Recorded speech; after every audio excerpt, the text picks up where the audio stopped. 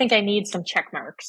I like to move around and do whatever I want to do, and that feels really good for a while. And then I come back to I think I need a punch list here. What will help me, see where the end is to this section? Welcome to Scrapbook Your Way, the show that explores the breadth of ways to be a memory keeper today. I'm your host, Jennifer Wilson, owner of Simple Scrapper and author of The New Rules of Scrapbooking. This is episode 187. In this episode, I'm joined by Amy Zwart to reflect on the past month and explore what's new for September. This is our monthly peek behind the scenes at Simple Scrapper. Hey, Amy, welcome back to the podcast. What's new with you? Hi, Jennifer. How are you doing? I am good. It has been a little crazy around here with back to school, and Emily's playing softball, and we're just always running one way or another. And I'm kind of not used to that kind of schedule between, her being in elementary school and then the pandemic. And then now everything is just nuts. So I'm just kind of looking for small things to keep me grounded, like playing in my planner and painting and, just chilling, watching something dumb on Netflix. Exactly. So that I can kind of feel just tethered to something right now. I can see that. Yeah. Sports seasons can be so long and fun. I'm sure it's fun to see her out there, but yeah, when you see the schedule on your calendar, it's oh my gosh, again. So your kids are not quite back in school yet, right?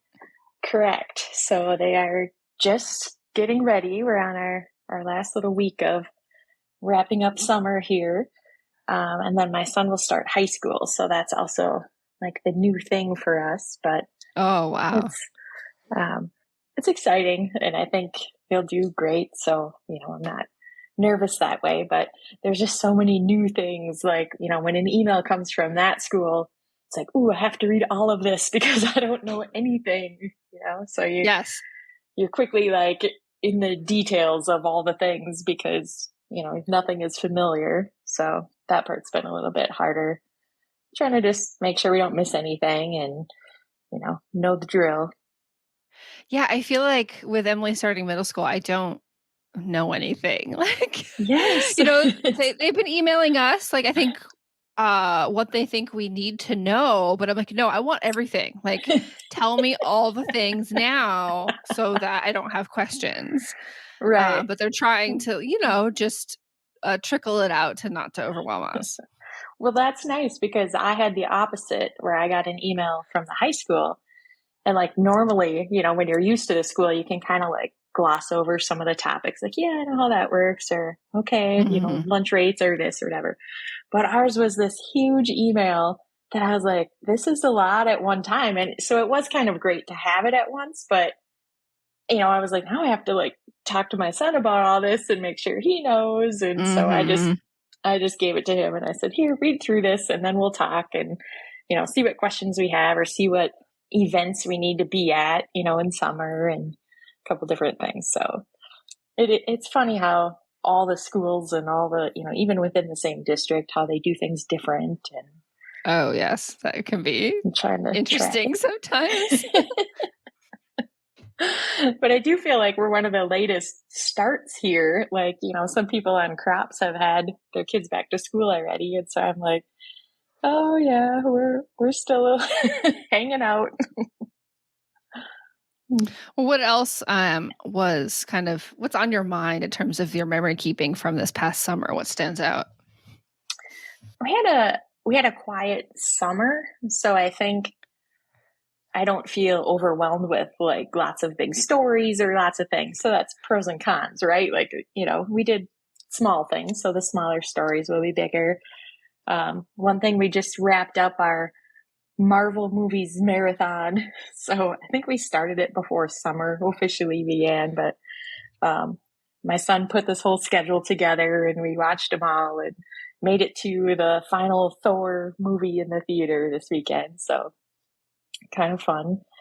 So I'll probably have to do some kind of page about that or, some of the jokes we had based on it. Sure. Now I'm curious, did you watch them in release order or chronological story order?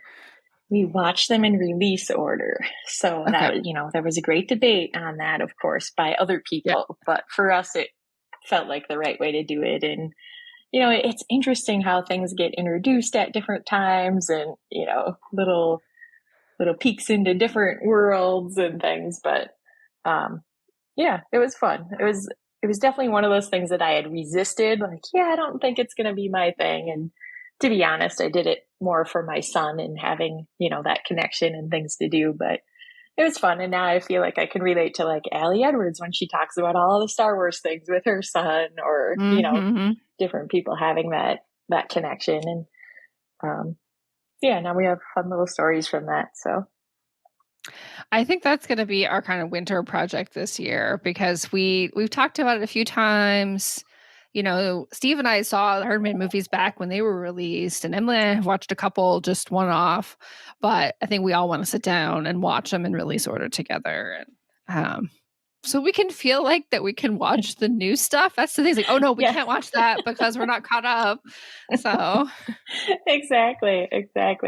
And then, when I would see an advertisement for a new one, I'd be like, okay, so is that part of this or not part of this? Like I always had so many questions too. So mhm. I do think, it's a fun thing. A friend of mine had recommended it. And then another friend with two daughters too said, there's a lot in there and there's a lot of, comic scenes and whatever. So yeah, I think it's a good bonding thing. I think you guys will enjoy it too. Cool, 100%. Yeah. So what about scrapbooking? What is exciting you right now? Well, I think shopping with intention is going to be kind of my theme. I've been doing a lot more scrapbooking than I feel like I had been. And so I'm kind of finding some gaps in, like what things I, always wished I had or whatever. So for example, kind of lame, but like a 2-inch circle punch. Like I wanted to do this whole page with these punched out circles and I was like, let's do this the easy way. So got some new punches, and then I'm not even taking the Chamel layer on layer on layer class right now. But the things that people are posting in the community are so inspiring. And I did a couple of her lessons from Half and Half is a class that I do have from her. And she also just released a new Use Your Stash class. Mm-hmm. So I've watched a few things, and neither of those things are supposed to be about layering, but that's just for style. So I found myself gravitating to like, oh, these are little generic embellishments that I could add as like scattered things or layered things. And so I just feel like instead of just putting things that I think are cute or fun in my cart, I'm starting to really think more about, what do I need to finish this or, to get the look that I want. So that actually has been really inspiring because then when I get that order, right, then I know what I'm intending to do with it, as opposed to some of my shopping in the past has just been like, oh, that's a really cute, collection and I want a couple things from it. But if they didn't have a purpose, then they just kind of sit there in my favorite things I want to use sometime piles. And that's not as Yes. fun as when you actually do use them. And And of I think thinking course, about those tools can be really helpful. Like just you mentioning the circle punch is like, oh yeah, every time I sit down and I'm working on a project, particularly with December dailies, like, oh, I want a circle punch that's smaller than what I have. And I never like think to buy it. But those types of tools, like if you can think of something that always comes up as like, oh, I wish I had that, then those are the things that you should be shopping for, not necessarily the things that are the standout brand new. right. Yeah. Some classic things, that can be reused and that you find yourself kind of wishing for. Exactly. That Yes. makes sense. And then I would also have to mention, of course, it always feels odd timing, but the December daily release is exciting. Mm-hmm. And we'll see what happens. My head is churning with lots of ideas and things, but then I gotta take it down a notch and see what I would really do and what I really need or want. So My biggest conundrum right now with it is that I'm leaning towards 10 by 8. not like I do a lot of like full page photos anyway. And yes, I think it would be beautiful, but I think last year I didn't necessarily always enjoy cutting down the 10 by 8 papers to 6 by 8 Mm, or whatever outside the page protector size, or folding them.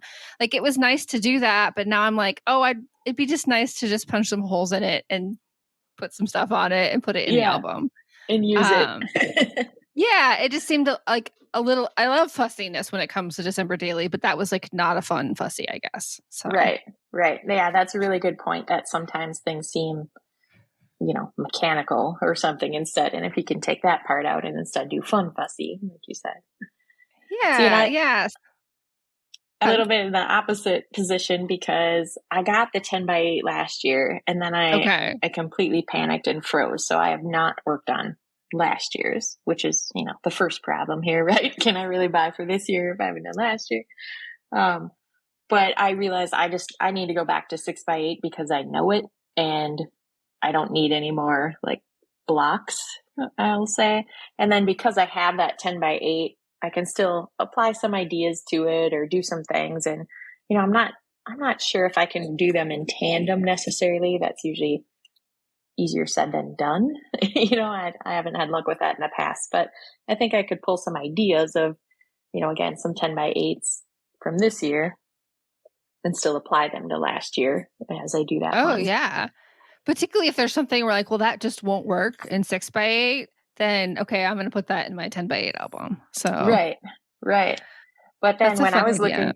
when I was looking through the papers, I was trying to look at, can I cut this down easily or does it lose kind of its effect? Or, like how Mm-hmm. many extra papers would I want or things. So it is funny that the size does kind of justify, some of the items or the uses as well. Yeah, and then I was also looking at the 10 by 8 buildable travel album just because like I like the Santa album, but it's not like my favorite thing in the whole world. But Mm-hmm. the December daily, like including the page protectors and the shipping as a bundle, like makes it cost prohibitive, I guess, like especially when I'm already spending so much more. Right, So right. I'm kind of leaning away from that one. But yes, I'm definitely super excited. It helps me, like, I'm not naturally a holiday person, but this helps me kind of find joy in it and take photos and look for those small moments and really feel connected to the season and like very personally connected to it, not just going through the motions of, oh my gosh, there's all these things to do. Right, right. Yes. No, I love that. And I think, that's Allie's end goal, right? Is to help with that and have it be a personal project. And I think I would say I am a holiday person, but I have kind of some limits on it too. There's definitely stress and, anxiety that happens in December. So I agree that having the project to kind of focus on and kind of come back to at the end of the day. And for me, that's usually just the journaling part or going through the photos. Like I definitely don't scrapbook daily in December. Unfortunately, I think it's cool when people can figure that out. But I think, yeah, it grounds me in a different way. And like you said, it helps you look for the fun, and it helps me actually kind of schedule some fun too. Like, hey, we need to Yes. go do Yes. that, and that'll be a great story. Yeah, we're going to do this like some sort of Harry Potter experience in Chicago, and our friends are going this month. I think did they already go last weekend? Because it just opened.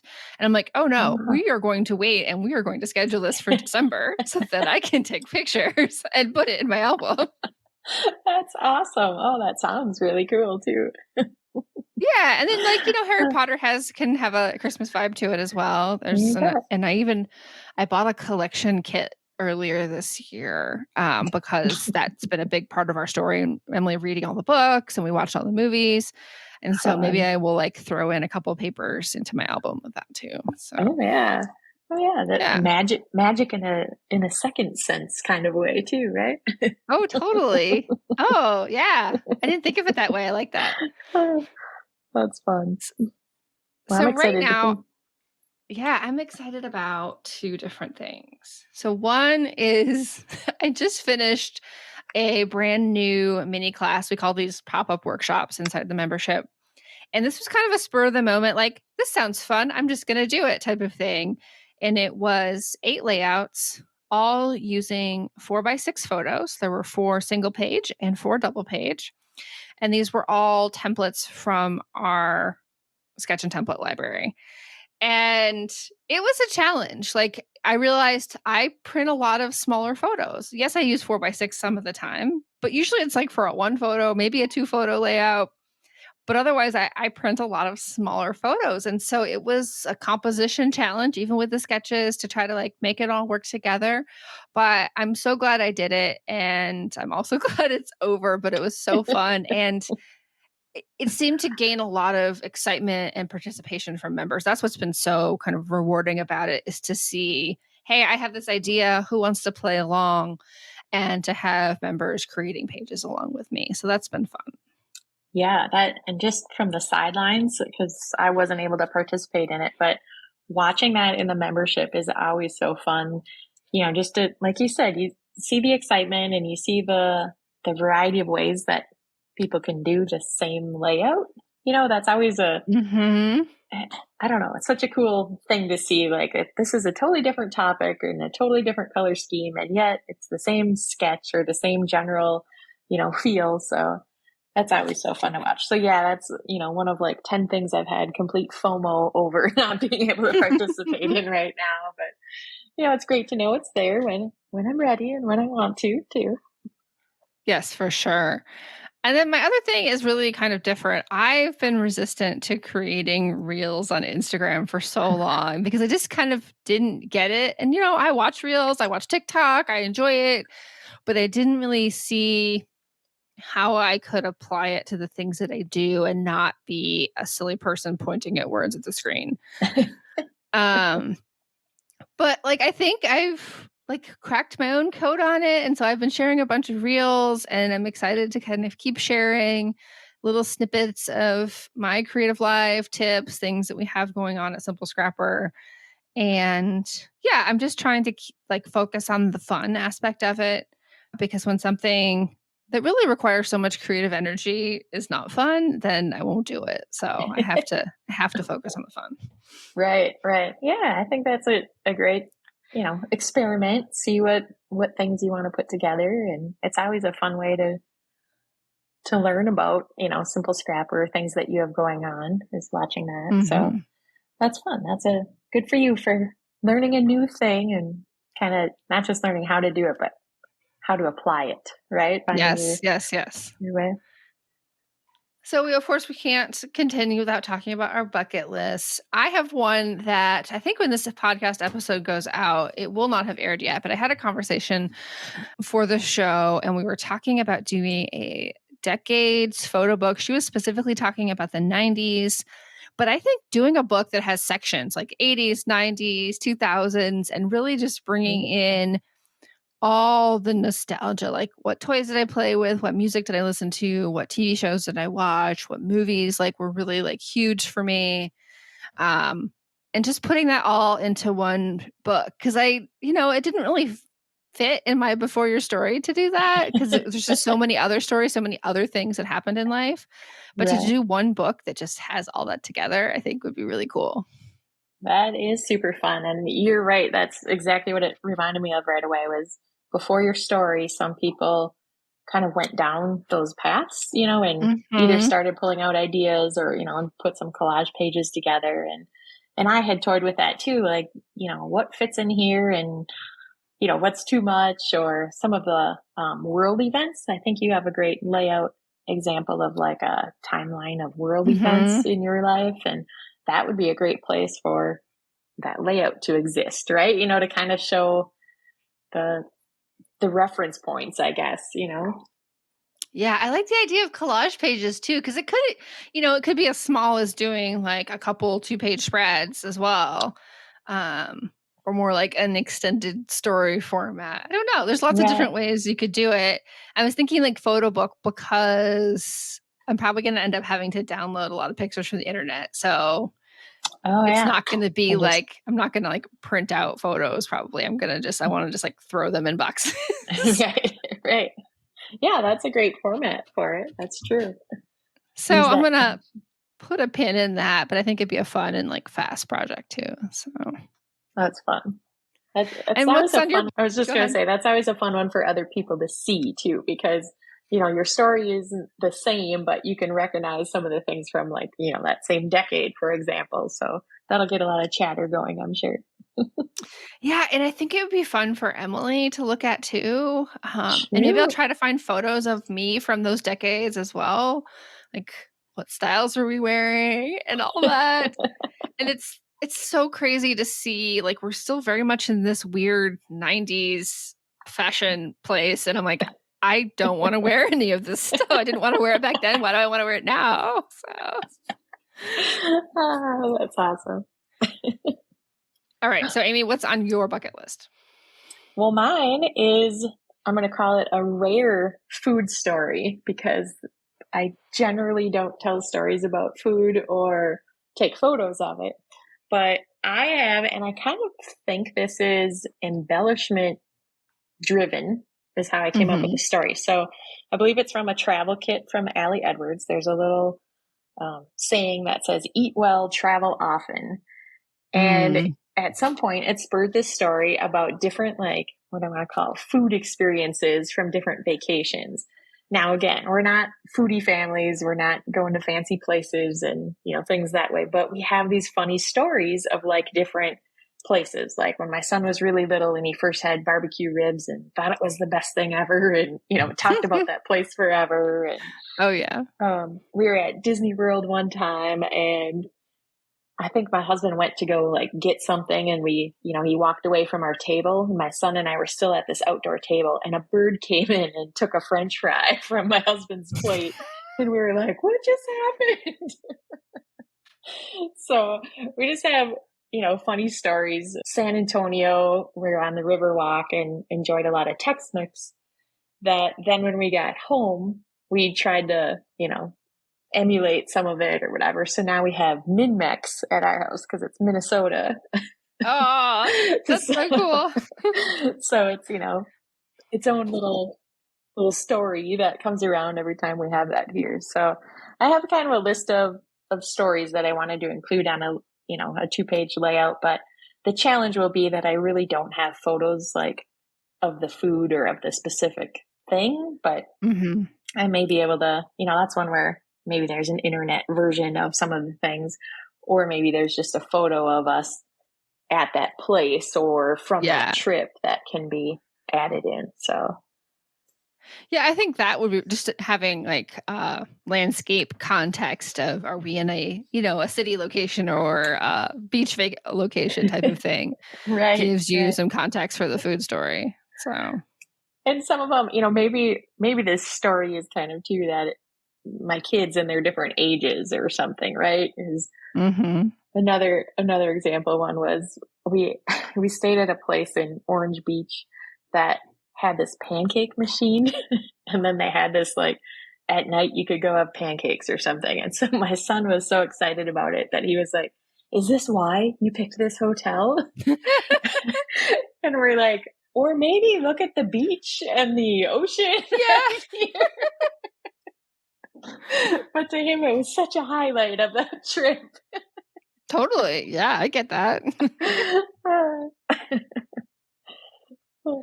We definitely, when we're like, especially when we're doing road trips, like we know like the hotel chains that have like the good continental breakfast. And so we tend to pick those, like who has like the eggs and maybe actually even has vegetables some of the time. Yeah. Versus like the, really sad looking banana. Right. Exactly.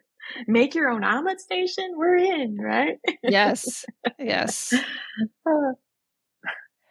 All right, so let's dive into what's been going on at Simple Scrapper. So I know that I've been like loving just the family atmosphere, and this is not something new, but it's become just even more visible as folks share their challenging stories, their excitements, questions about just life stuff, and just we just have such a genuine care for one another in the community, and it just makes it a wonderful place to hang out. Absolutely. I would just ditto that. It's just been so friendly. And I think the word I would add to that is helpful. Like you just see Mm-hmm. people reaching out with questions and people are responding so generously. And what I would also say is like carefully, like, or with thought, to help someone push through an issue or figure out, what works for them. Like just gentle advice sometimes. And it's so great to see and be a part of. Yes, for sure. And I even sometimes will like ask, and I see that elsewhere too, that, do you want gentle encouragement or do you want tough love here? Tell us what you need so that we can best help you without frustrating you. That's true too. Sometimes just coming back with that follow-up question, to have the person really, think about it and say, no, you're Mm-hmm. right. I'm asking this legitimately. Like I need all hands on deck, and sometimes, yeah, if you're not in that space or mindset yet, maybe you are like, go easy on me. I'm not sure what Mm-hmm. I'm doing here yet. Sure. So we are transitioning out of the photos journey and into the projects journey. Is there anything that you observed as we talked about photos and photo management and photo editing and all things photos? I I think honestly, I think it's the hardest journey.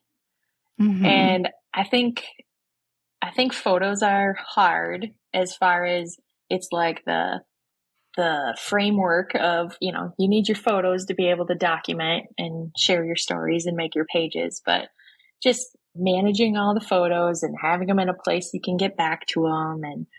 And it's harder. It's more technical. There's, different time consuming parts to it. It's maybe less creative. And that's different for different people. Like sometimes people get very creative on editing photos, or, if they love the keyword side of, the photo maintenance or things. So it's definitely, different for different people. But we did Photo Crush 2.0, and, there's just different struggles that come out. Some people are scanning old photos that they've inherited.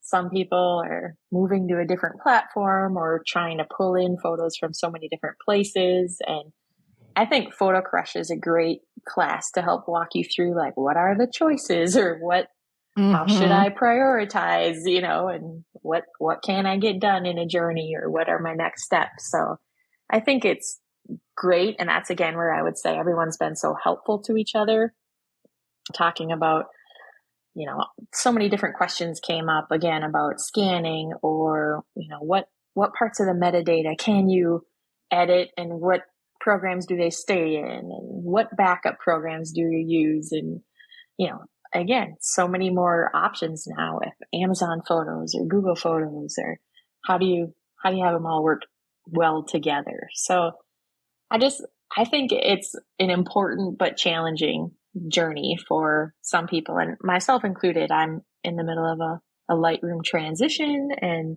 I'm excited about it. So I don't mean it's like a negative thing, but it's a lot of work and Yeah. I want to get it right. And, I have a lot of decisions to make on the front end. And then after that, it'll probably be a little tedious moving all the things, if it doesn't happen in a short time frame. So, um, I think, from that side of it, it's a little bit harder. But then, there were some of the things like the class that you talked about, the pop-up class with using 4x6s, and, still applying a creative side to that journey, I think is great. And, a lot of people jumped on that and, still had very creative times and had fun with it. So.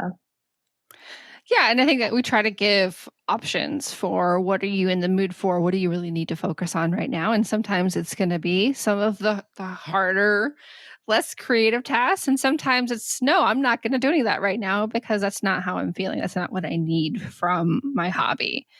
And I love how you mentioned just that it's to be open and honest that, yeah, some of these things aren't always fun and they can feel hard. And um, the way that we teach Photo Crush and the way that we support it through the community, to me, is really important because the technology part is always changing. I've said before, I don't want to create classes about how to use X software to do Y thing because as soon as I release it, something will change. It'll be out of date. Right. And so it's so much more useful to be able to, okay, you have a problem, you know, dozens of people could share how they've solved that problem. Some will be technical solutions, some of them won't be technical solutions. And then you can make the right choice for yourself from there. So I love just that we can continue to facilitate that kind of support inside of the community. Right, absolutely. And that again comes back to members sharing generously and, saying, "Hey, I wrote up this list, this checklist for myself. Is this helpful to you?" And again, technology isn't the same from one person to another, so maybe some of it doesn't apply, but the idea of what they're trying to do or the reason why they're doing something, then you go, "Oh, yeah, that's a great time to initiate a backup or to, you know, add the keyword from something or whatever the set Mm-hmm. was that they're mimicking." And some people are just starting out saying, "Hey, I need a process. What can you guide me a little bit? Here's where I keep getting tripped up because I go away for a while and then when I come back to it I go, oh, where was I? What should I do next?" Yes, I would say that's another place where I like to leave and need to leave breadcrumbs for myself because I don't always kind of remember, okay, this is what I was going on. You get in a zone and then for some reason you have to stop. And if you don't leave yourself some notes, you may not remember exactly how you were making these choices and moving things from A to B. So, Right, right. The was there other anything else from this journey that was like new and fun that stood out to you? Yes, I wanted to mention that for finishing day, you did a new plan, prep, and pep day, which I thought was great and had such a cute name to it too. But all about just getting ready for finishing day and how to make it productive and, your happiest self coming to it. And I think members really enjoyed that and took advantage of that, myself included. And I just, I don't know. I thought it was fun and different and had a vibe to it that had people excited about, hey, I want to get ready for getting things done and what do I need to do for that? So, Yeah, so that it kind of came out of two different things. One is that members through finishing day this year have said I'd like a little more time. I'd like to feel more prepared and more guidance and specific accountability around like being ready to finish. And then also it was just a logistical issue for me that I wouldn't be able to kind of lead that in a different way on Saturday morning. And so this idea came out of it. And it sounds like something we're going to just keep doing because it was just so beneficial to spend time together in the evening and just say, okay, what is it that you want to finish? Why do you want to finish it? Okay, what do you need to do to hit the ground running when it comes to finishing day on Saturday? So yeah, it's so cool. I'm glad it worked out. yeah, yeah. And like you said, it maybe came from a different place of why it had to happen, but then, hey, there's some advantages and let's take advantage of it. So that's great. Yes, for sure. So as I said, we're moving into the project's journey. I mean, they're all my favorite, but I particularly like this one because I love conceptualizing, thinking big picture, planning out how I want to tackle my stories, how they all fit together on my shelves and within my albums. And so I think it just, I don't know, it's definitely one of the most fun ones. And we're going to have kind of our standard suite of activities. We have a brand new Spark magazine, a new collection of sketches and templates. Our refresh retreat will be in the first month of the journey, so in September.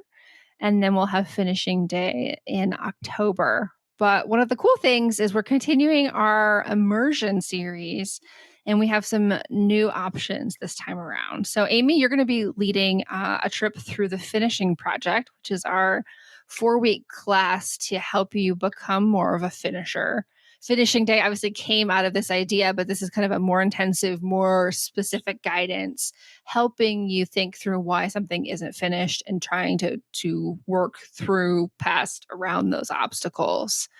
And so that is definitely going to be a big part of what we're thinking about, particularly this time of year as we want to wrap up projects as we're entering into holiday season and then even thinking about next year. And then we have 2 other immersions. Peggy is going to lead one on Stacy Julian's quick trip travel class. So if you've been wanting to make a small album project around a specific vacation and do it in a really efficient, streamlined way and feel that satisfaction. So I think that's going to be really fun. And then I'm going to be leading an immersion that's actually outside of the membership, but I didn't want to double dip myself and spread myself too thin. But you may have seen that I launched a class called Scrapbooking with Lightroom. And this is a 3-part workshop where I'll be teaching live on 3 different dates. The first one is the big webinar where I do most of the instruction, and then we'll have 2 follow-up dates where I'll answer questions and really help students start putting together a photo book using Lightroom Classic. And so we have all the details, and I'll include the links in the show notes. But that I'm so excited to help members and non-members alike work through their projects and learn how to tackle this, because it's been such an amazing solution for me. That's awesome. Yeah, I'm so excited that you've been able to do that and can help other people. Like I mentioned earlier, I'm new to Lightroom, so I look forward to kind of learning from others, after that as well. But I think that's great, because that was your annual album that you created for last year. Is that correct?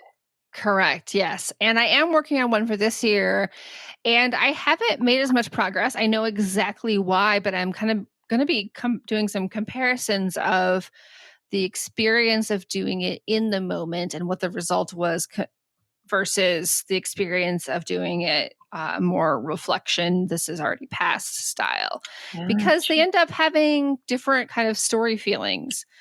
You might make different choices about what photos are most important or most memorable to you. And so I think, no one approach is better than the other. They're just slightly different. Yeah, that's a great comparison option, right? To kind of see that, and people, I'm sure, that take the class will be in both situations as well. So that's great. Yeah. So what are you thinking about during the project's journey in terms of, things that you're going to be working on and talking about? Well, I think the finishing project was definitely, on my radar as coming.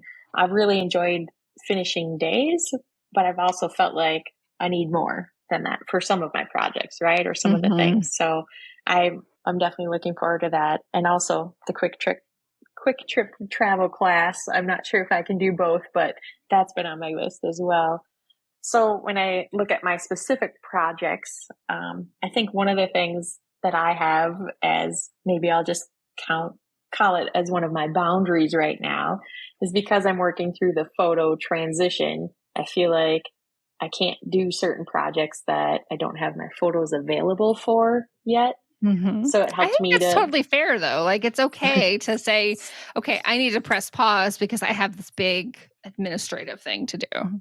Right. But I also, because I know I want to work on something, I kind of used it as a boundary to say, okay, well, there are some projects that are incomplete that maybe I can come back to and work on the journaling, if the photos are in. So an example is I have a project life album that I believe is all the way done except for December, because that's where I start to double dip, where I'm like, is that project life or is that December daily? And, if I started working on December daily, then I left December kind of in the dust. So I have, I believe, that month, kind of put together. So I want to go back and look at like what's really missing from it. So it feels like that could be a good finishing project, type of thing to say, well, maybe I already know why it isn't done. Like I said, December daily, but to say, what does it look like of having it done and how long would that take?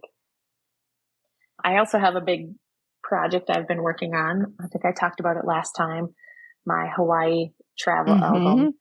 And I don't think I'm at far enough that I could, wrap that up in this journey.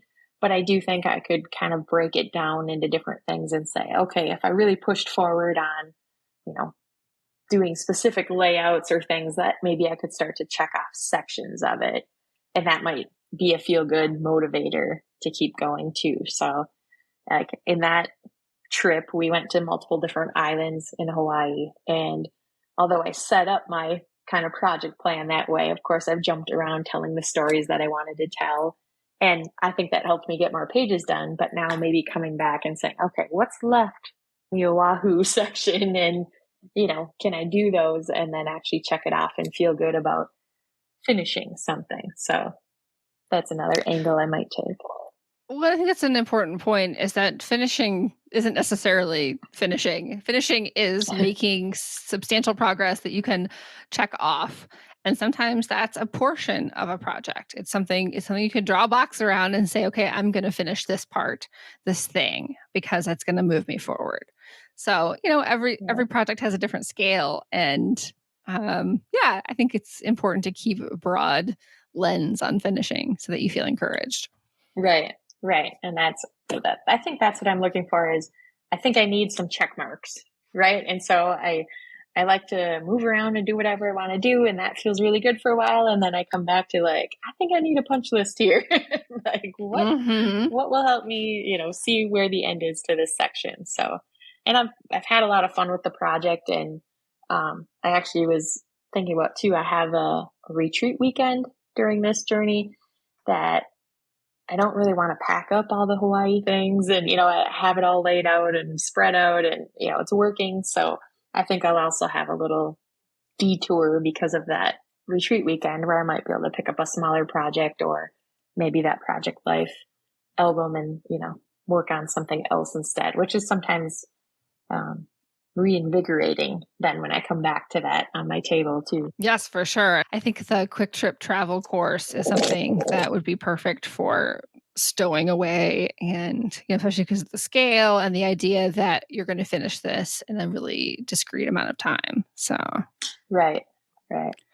I was just thinking here as we were chatting, and I wanted to make sure that everyone's aware that when we lead immersions about other instructors' classes, we do ask that our students purchase it, and we verify those purchases before we kind of share outlines or share support. Obviously, as a creator myself, I'm very sensitive to intellectual property, and I just wanted to make sure everyone's aware of that. So we've done with Shamel's class this year, layer on layer on layer. Peggy led an immersion on that previously in the year. And so it's been a fun way that we can add just additional accountability without creating something new. There's a lot of really amazing projects and classes out there, and our specialty is bringing scrapbookers together with accountability and encouragement to work on what's important to them. So I think that's going to be another fun one.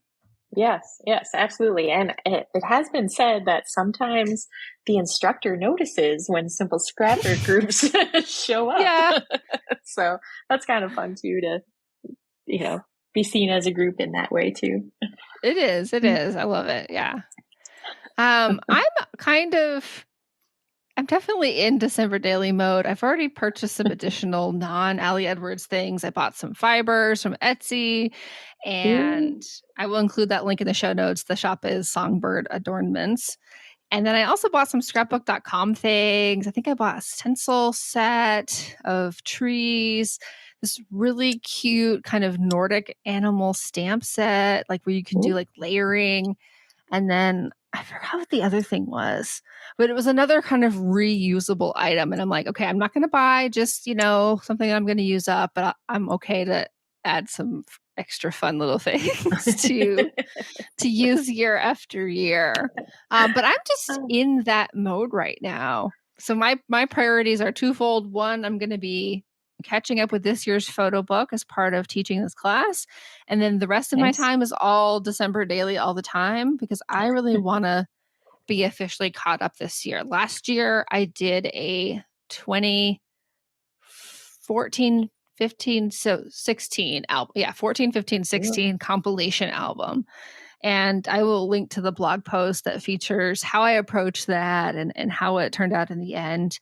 And that left me with just a couple years more recent where I had partially completed albums. So I'm going to really be focusing on how can I get those done? How can I make some course correction, something we teach in the finishing project, in order to make it more doable. And one of the things is I am going to do another compilation album. I'm actually going to do 2019 and 2020 together and really do a comparison contrast thing because of the pandemic, the last normal Christmas and then what was the 2020 Christmas like. So That will be That's interesting for sure. that's great because when you first said that, I was like, "Ooh, how can you put those 2 years together?" But yeah, if you take the approach of compare and contrast, that's awesome, and that would that'll bring out some of those stories too. You know I that think so, yeah. that maybe wouldn't have been as obvious or something. So, I look forward to seeing how you tell some of those interesting stories, right? Like some of them are tougher than others, but some are just Oh, yeah. interesting on how things changed or the sudden. Yeah, So and I do you think that go oh, go ahead? ahead. I was just going to ask, do you have any concerns, because I've thought of this as well, of like being burned out before December hits for the new project, or do you think it'll just build momentum and really help you keep going through the December for the current Um, year then? yeah, I mean that's totally fair, and I will say that once the new products arrive, like most of my momentum is in November, setting up foundation pages, doing some initial pages of like my reason why, and here's my Mm-hmm. Starbucks cup, and some early shopping. Last year we did our big family Christmas at Thanksgiving. So like that whole story Oh, was already done by the end of nice. November. So I think definitely front loading it as much as I can to leverage the momentum before that gets replaced by overwhelm and like just feeling like you're running all the directions at once. So, Right, right. Well, and I think it's always interesting to watch how other people do it too, right? Like how many people do foundation pages, or what does that look like to anyone, and who really does the scrapbooking in December versus, in January or the July after or whatever it turns out to be. Because I think I've struggled with foundation pages from the perspective of, well, I already have a previous year to work on. Should I really work ahead when I can't really complete it? Like it doesn't feel like being able to check a box, I guess, when we talk about mm, finishing, that like a foundation page is only partway done versus on a previous year I could have, more days done or whatever. But I have also come to realize that setting yourself up for success will make it easier in that month and for that project. So I think I kind of go back and forth with where is my time best spent. So I'm just curious to watch how you do that with tackling 2 years together and then rolling right into this year. So that'll be fun to watch and see your progress too.